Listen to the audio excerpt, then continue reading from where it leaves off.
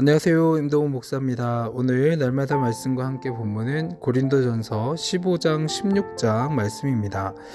고린도전서 15장 10절 말씀에 보면 그러나 내가 나된 것은 하나님의 은혜로 된 것이니 내게 주신 그의 은혜가 헛되지 아니하며 내가 모든 사도보다 더 많이 수고하였으나 내가 한 것이 아니요 오직 나와 함께 하신 하나님의 은혜로다라는 말씀이 나옵니다.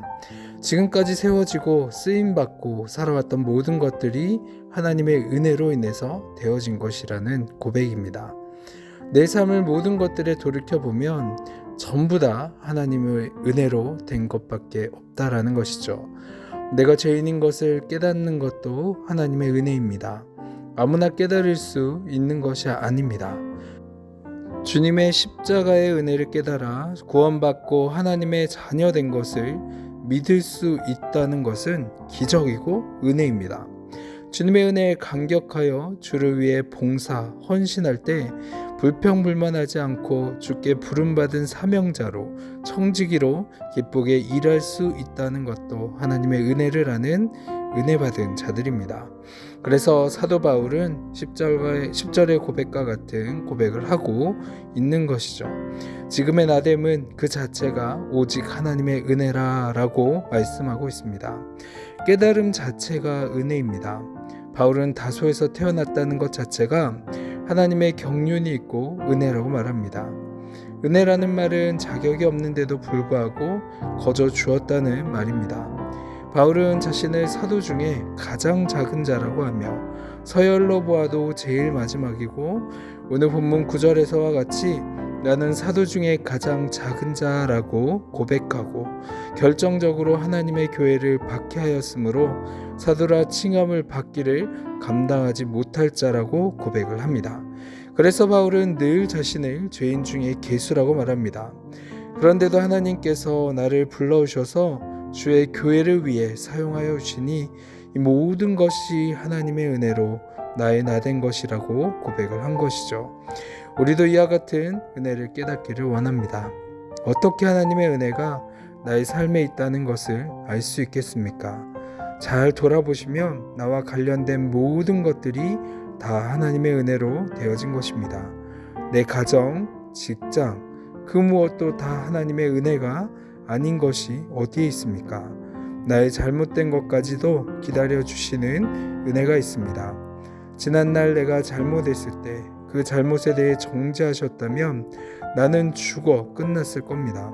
하나님을 믿어도 잘못 믿어 행했던 수많은 죄악과 교회와 성도에게 해를 끼쳤던 지난날의 죄들까지도 하나님께서 오래오래 참아주셔서 마침내 나를 새 사람으로 만들어주신 모든 것이 소중한 은혜라는 것을 바울은 깨달았습니다. 사도 바울은 이뿐만 아니라 환난과 공고를 겪을 때 예수 그리스도의 이름으로 박해받는 모든 순간까지도 하나님의 은혜로 여겼습니다. 육체의 가시와 그 병으로 늘 쓰러지지만 심지어 주를 위해 순교의 길을 가는 것조차도 기쁘게 여기며 걸어갔습니다. 그리고 디모데후서 4장 6절에서 8절까지에서도 사도 바울은 자신에게 일어난 모든 것을 죽음까지도 하나님의 은혜로 깨달아 감사했습니다. 그래서 그의 삶에 일어나는 모든 고통과 시험을 다 쉽게 이길 수가 있었던 것이죠. 그래서 매를 맞아 억울하게 감옥에 갇혀도 늘 찬송을 불렀고 늘 기뻐하며 늘 기도했습니다. 이런 바울에게 하나님은 더 큰 은혜와 능력과 기적을 베풀어 주셨습니다. 사랑하는 시은서 교회의 성도 여러분, 오늘 말씀이 비단 바울만의 이야기입니까? 저와 여러분의 이야기이기도 합니다. 우리가 바울처럼 하나님의 은혜를 받은 사람들입니다. 하나님의 은혜를 깨달아 은혜 받은 성도로 살아가기를 원합니다. 그래서 삶의 모든 일에도 그 은혜를 기억하고 감사와 기쁨으로 오직 하나님께만 영광 돌리며 살아가는 저와 여러분 되시기를 소망합니다. 아멘. 기도하겠습니다. 사랑이 많으신 하나님 아버지, 오늘도 주님의 자리로 불러주시고 인도해 주신 하나님 감사합니다. 무엇보다도 사도 바울과 같은 그 고백처럼 나의 나 된 것은 오직 하나님의 은혜임을 고백합니다. 오늘도 이 은혜를 돌아보며 하나님께 감사하는 하루 살아가게 하여 주옵소서. 감사드리며 이 모든 기도 사랑이 많으신 예수 그리스도의 이름으로 기도합니다. 아멘.